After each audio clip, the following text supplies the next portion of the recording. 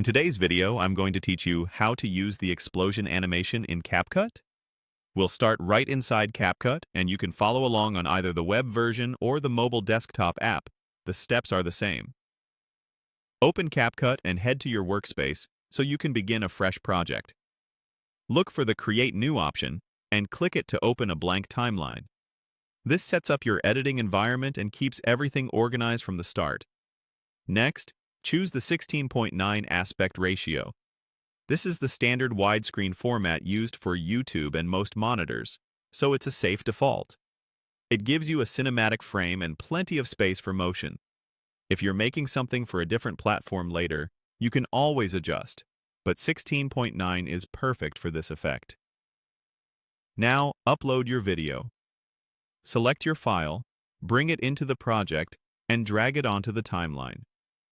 Let it finish loading, then scrub through a couple of times to get familiar with the moment where you want that punchy explosion to happen.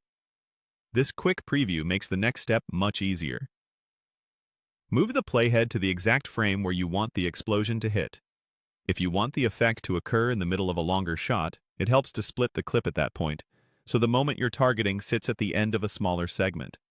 That's important because we're about to apply an out animation, which triggers at the end of a clip. Trimming or splitting here isn't about changing your story, it's simply to line up the timing of the effect.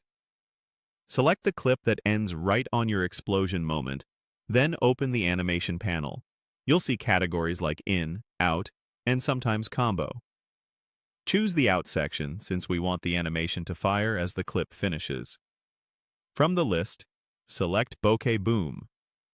This preset creates a dynamic burst that reads like an explosion, bright, punchy, and attention-grabbing. Adjust the duration slider to control the intensity. A shorter duration feels snappier and more explosive. A longer one feels like an energetic flare.